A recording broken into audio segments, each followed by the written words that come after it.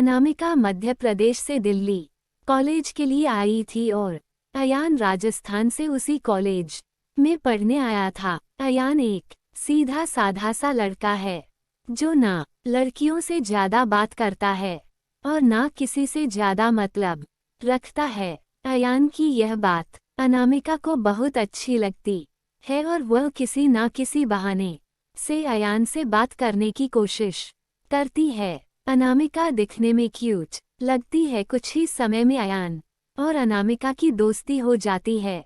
अयान धीरे धीरे अनामिका को पसंद करने लगता है। दोनों दिन भर कॉलेज में बातें करते अपने हर लाइक डिसलाइक को शेयर करते हैं और कुछ समय में बहुत अच्छे दोस्त बन जाते हैं।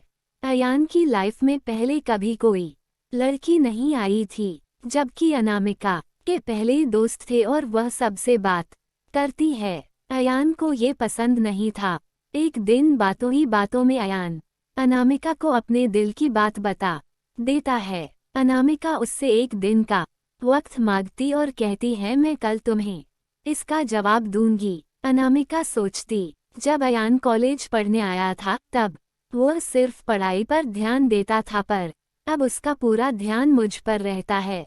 अगर मैं इसकी गर्लफ्रेंड बन जाऊंगी तो ये पढ़ाई भूल जाएगा और मुझ में ही लगा रहेगा। यही सब ख्याल अनामिका के मन में होते हैं और दूसरे दिन अनामिका अयान को मना कर देती है और कहती है मैं तो तुम्हें बस अपना दोस्त समझती हूँ, इससे ज्यादा कुछ नहीं।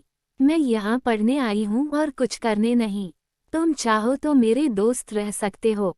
अयान दोस्ती के लिए मना कर देता है और अनामिका को बहुत समझाता है, लेकिन अनामिका कुछ नहीं सुनती।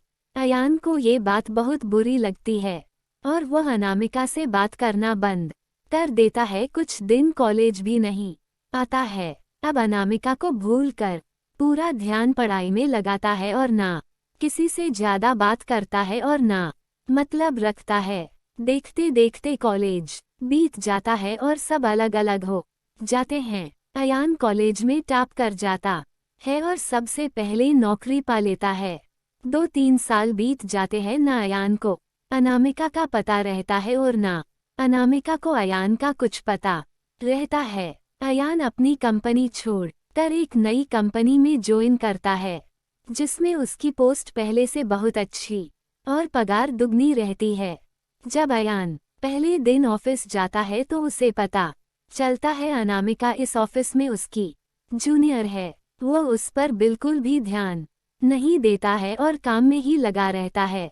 कुछ दिनों ऐसा ही चलता है, पर दोनों एक दूसरे को पहले से जानते थे और एक दिन दोनों को एक प्रोजेक्ट के लिए साथ में बाहर जाना पड़ता है। प्रोजेक्ट के बाद ना चाहते हुए भी अयान और अनामिका की बात होने लगती है। अनामिका अयान को समझाती है आखिर उसने उसको मना क्यों किया था। अयान को अनामिका की बात समझ आ जाती है और दोनों में गहरी दोस्ती हो जाती है। पूरे ऑफिस में दोनों की दोस्ती के चर्चे होने लगते हैं। अयान सीधा साधा लड़का रहता है, उसको ज्यादा कुछ समझ में नहीं आता है। अयान कुछ समय बाद अनामिका को डिनर पर ले जाकर फिर से प्यार का इजहार करता है। अनामिका इस बार अयान से मना नहीं करना चाहती, पर उसके पास कोई चारा नहीं है क्योंकि कुछ ही दिनों में उसकी शादी होने वाली रहती है। अनामिका अयान को अपनी शादी की बात बताती है। इस बार अयान का दिल पूरी तरह टूट जाता है। वह बिना कुछ कहे वहां से चला जाता है। अनामिका रात में सोचती है कि अयान से अच्छा लड़का मुझे कभी नहीं मिलेगा। वह फैसला करती है कि कल अयान को हाँ कर दूंगी और मम्मी पापा को अयान से शादी के लिए मना लूंगी। जब दूसरे दिन अनामिका ऑफिस जाती है तो उसको पता चलता है कि अयान ऑफिस छोड़कर चला गया और दोबारा कभी कंपनी में नहीं आएगा। जाते जाते अयान अनामिका को एक खत लिख जाता है। जिस दिन मैंने तुम्हें देखा था उसी दिन से मैं तुमसे प्यार करता हूँ। मैं तुम्हें जिंदगी में कभी नहीं भूल पाऊंगा। तुम जहाँ भी रहो, जिसके साथ भी रहो, खुश रहो। अब इस जीवन में इस दर्द के साथ ही जिंदा रहूंगा। मैंने हमेशा तुमसे प्यार किया है और केवल प्यार किया है। तुम मेरी जिंदगी में आने वाली पहली और आखिरी लड़की हो। अब ना मेरी जिंदगी में कोई आएगा और ना मैं किसी को आने दूंगा। मैं बस अब तुम्हारी यादों में रहूंगा।